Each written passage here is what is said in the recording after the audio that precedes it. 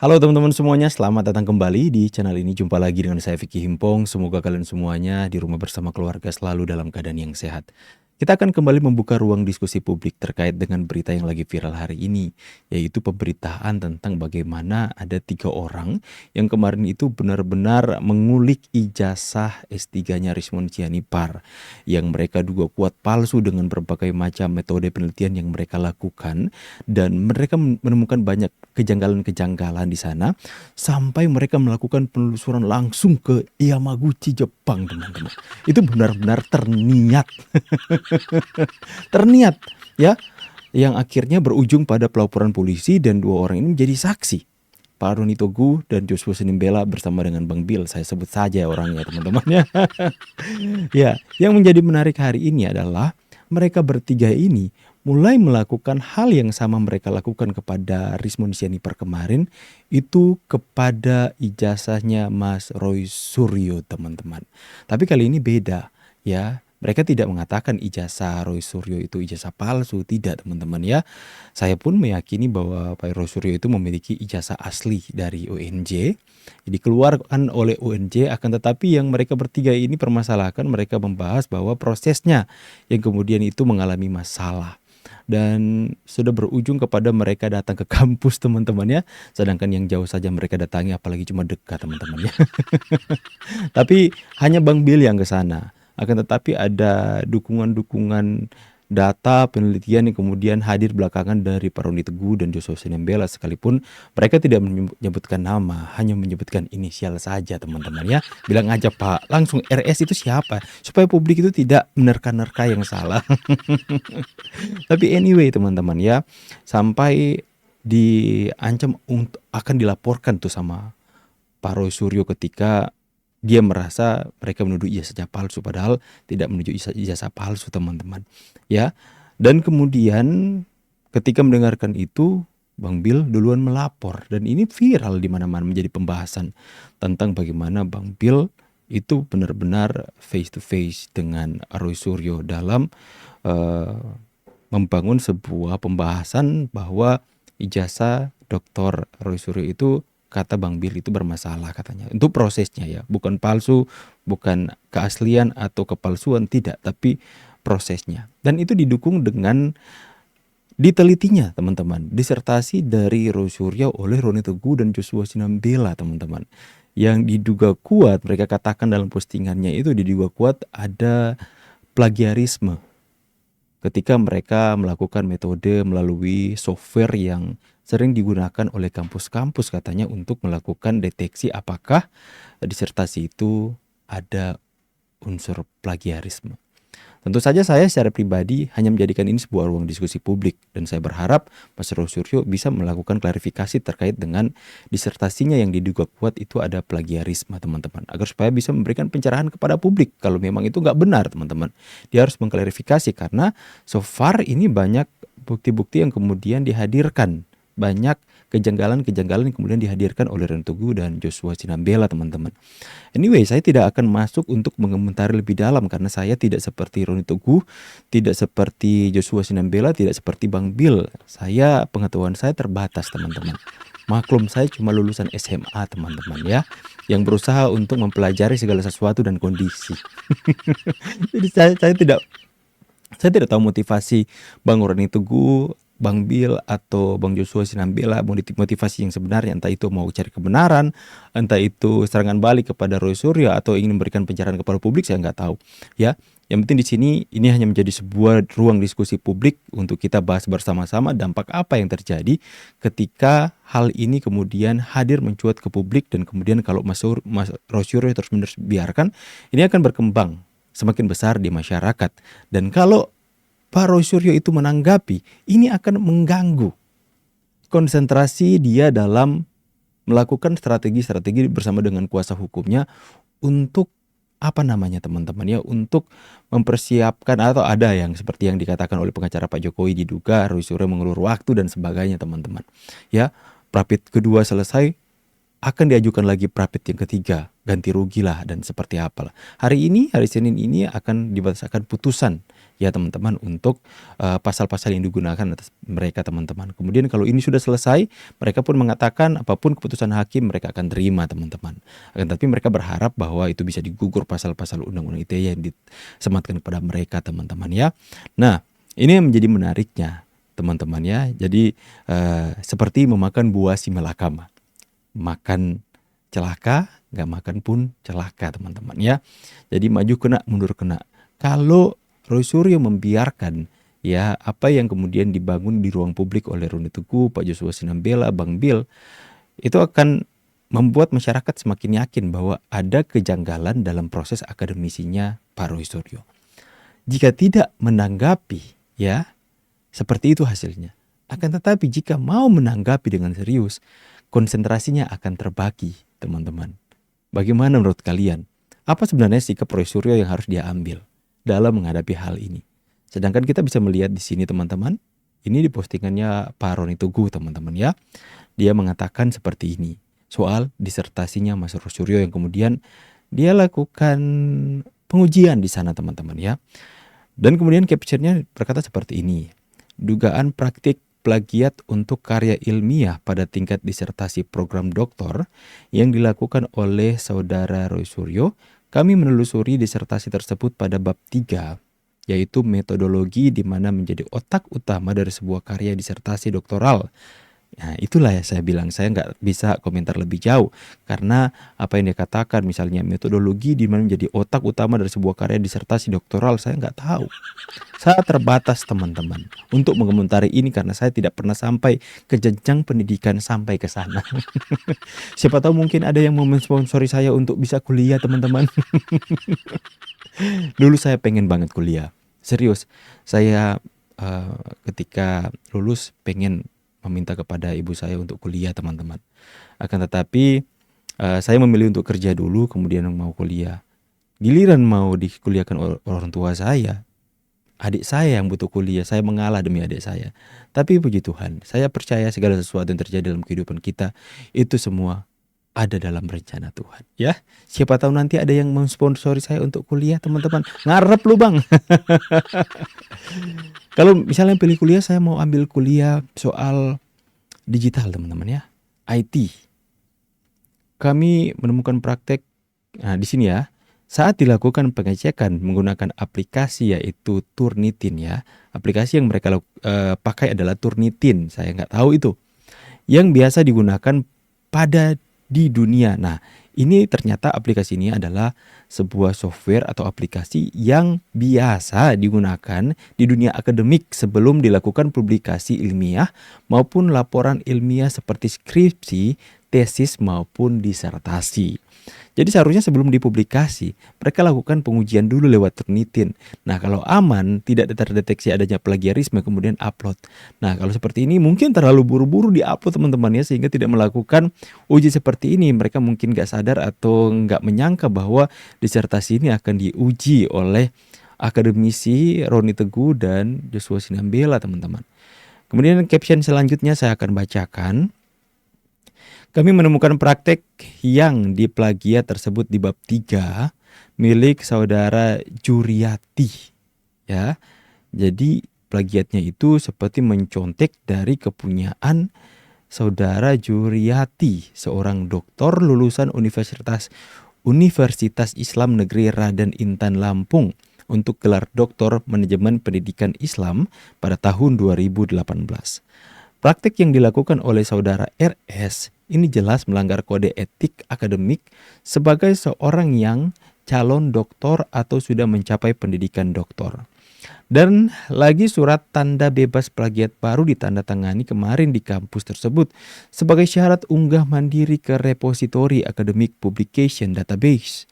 Artinya, selama ini disertasi tersebut tidak pernah dilakukan uji plagiat sebelum ujian doktoral dan publikasi di repositori. Parah ini.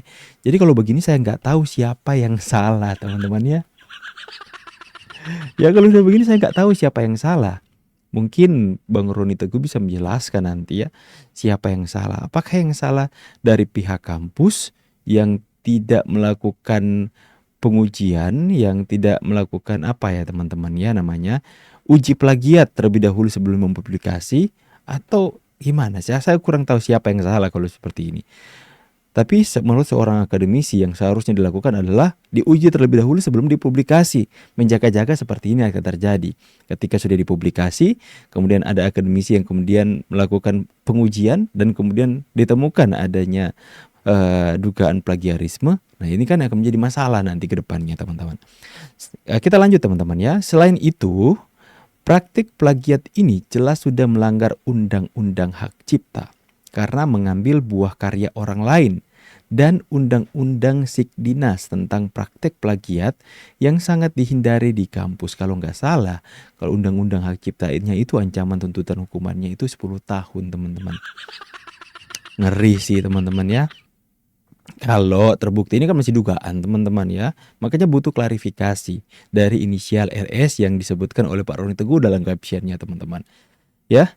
Kemudian kampus mana saja di dunia ini? Dihindari di kampus mana saja. Oh ya, ini.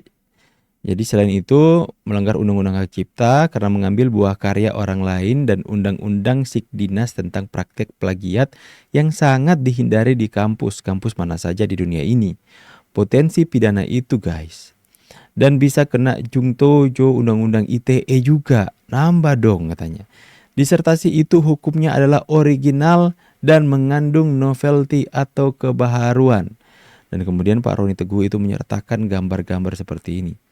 Yang di sebelah kiri ini adalah disertasi dari, sebentar kita buka. Ntar saya coba sorong sedikit, teman-teman ya, tampilannya biar lebih jelas. Nah, ini adalah disertasi dari pengaruh kepemimpinan visioner organisasi pembelajaran, pengembangan dan pemberdayaan pendidikan tenaga. Ya, ini yang dari Raden Intan Lampung, Universitas Islam. Nah, ini validitas kinerja. Ini yang Mas Roy Suryo punya kayaknya, teman-teman. PRMT Roy Suryo atau di Projo, pengaruh pemberdayaan dan kecerdasan emosional terhadap inovasi serta implikasinya. Nah, ini dalam bentuk kuesioner sebentar ya, kok gambarnya kepotong, teman-teman. Mending saya kasih begini aja supaya lebih jelas. Nah, ini dia. Jadi kesamaan-kesamaan yang ditemukan di sini, teman-teman ya. Hold the second ini ya, di D, validitas bentuk kuesioner sebelum digunakan untuk mengumpulkan data penelitian terlebih dahulu, diuji validitas dan reliabilitasnya. Sedangkan di Roy Suryo punya ini, teman-teman, 5 ya, validitas dan dalam bentuk kuesioner sebelum digunakan untuk mengumpulkan data penelitian terlebih dahulu, uji validitas dan reliabilitasnya. Menurut Newman, validitas menunjukkan kesesuaian antara konstruk atau cara penelitian mengkonseptualisasikan ide dalam definisi, teman-teman. Sedangkan Mas Roy Suryo punya ini yang bersama, teman-teman ya. Bentuk kuesioner sebelum digunakan untuk mengumpulkan data penelitian terlebih dahulu, diuji validitas dan reliabilitasnya.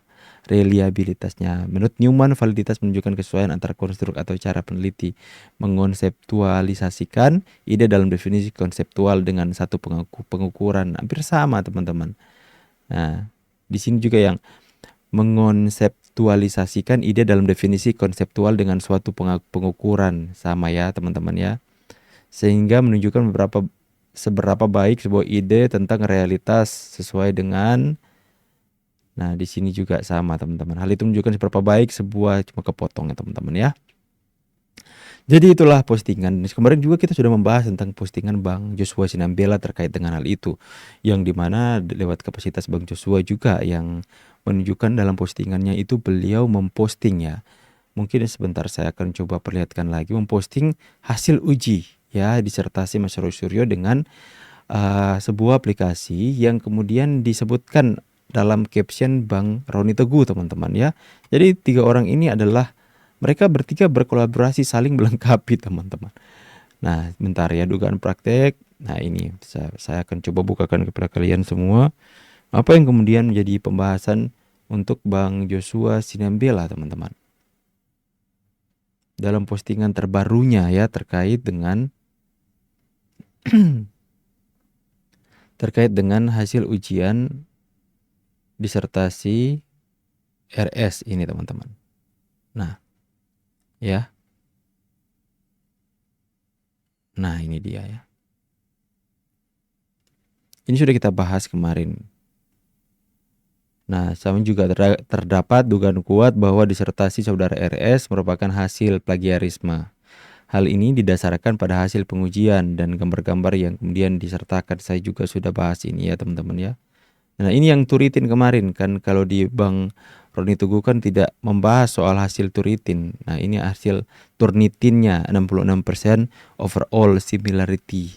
The combined total of all matches including overlapping searches for each database.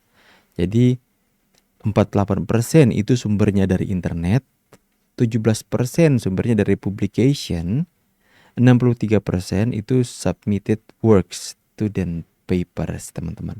Itu ya hasil dari Turnitin lewat pengujian mereka. Lantas kemudian ya yang seperti yang kita sampaikan tadi, apakah akan dibiarkan ketika Joshua Sinambela dan Roni Teguh dan Bang Bill membahas soal bagaimana ketika mereka menemukan disertasi seorang dokter dari Lampung yang kemudian itu kemungkinan diduga kuat itu dicontek di disertasi yang plagiarisme ya teman-teman ya.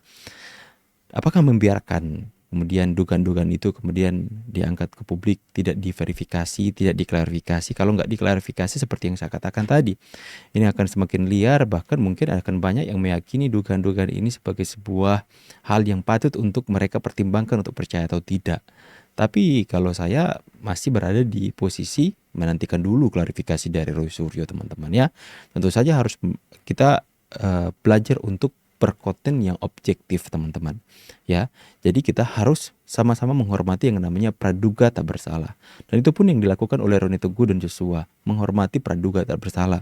Makanya mereka tidak langsung mengatakan 99,9% palsu atau 99,9% plagiarisme. Mereka nggak mengatakan bahwa 1000 triliun plagiarisme teman-teman. Sekalipun bukti-buktinya itu kuat menurut mereka, tapi karena mereka menghargai yang namanya praduga tak bersalah, mereka masih mengatakan diduga kuat teman-teman. Dan saya pun berada pada titik objektif hari ini. Menantikan dulu ya, mendengarkan apa yang disampaikan oleh tim Bang Joshua Sinambela CS, menantikan apa yang akan disampaikan oleh Roy Suryo terkait dengan disertasinya. Karena Pak Roy Suryo itu baru mengklarifikasi soal ijazahnya. Dan memang kita percaya ijazah itu asli, ya, dikeluarkan oleh UNJ. Akan tapi soal proses akademisnya yang kemudian dikatakan oleh Bang Bill, Joshua, dan Roni itu adalah bermasalah, kita harus mendengarkan klarifikasi. Kalau dibiarkan akan semakin menyebar dan liar kemana-mana. Kalau ditanggapi seperti yang saya katakan, kalau dikatakan tadi, mereka akan ke distract, mereka akan keganggu, konsentrasi mereka akan pecah dalam mengatur strategi-strategi untuk menghadapi proses hukum yang hari ini menjadikan mereka sebagai seorang terdakwa dengan undang-undang ITE pasal 3233 kalau nggak salah teman-teman ya. Dan itu menjadi sebuah hal yang mereka yakini sebagai perjuangan. Dan kalaupun mereka harus fokus konsentrasi untuk membantah setiap apa yang dihadirkan oleh 3 orang ini yang benar-benar membuat Rizman itu mati kutu teman-teman, ya kita akan lihat saja perkembangan. Ini adalah ruang diskusi publik kita, tidak ada maksud dan tujuan sekalipun untuk mendiskreditkan, untuk menyudutkan atau mencemarkan nama baik seseorang. Di sini kita hanya sebuah pembahasan diskusi publik. Silakan kalian bebas untuk beropini, berpendapat, sama-sama yang kita jauhi yang namanya disinformasi, fitnah, dan ujaran kebencian. Kita harus objektif, memberikan edukasi kepada masyarakat, membahas sebuah video atau pemberitaan yang viral hari ini menjadi ruang diskusi publik untuk mencerahkan masyarakat agar supaya ya kita harus lebih lebih pintar dan lebih selektif lagi untuk mempercayai sebuah pemberitaan-pemberitaan yang ada berkembang di sosial media hari ini. Bagaimana pendapat kalian? Saya Vicky Impung pamit. See you on the next video and God bless. Bye guys.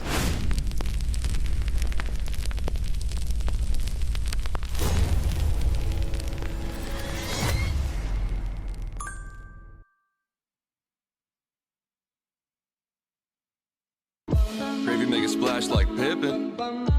Shit, that's nothing. Splash. Everybody call me Big Pimpin'. No, I ain't.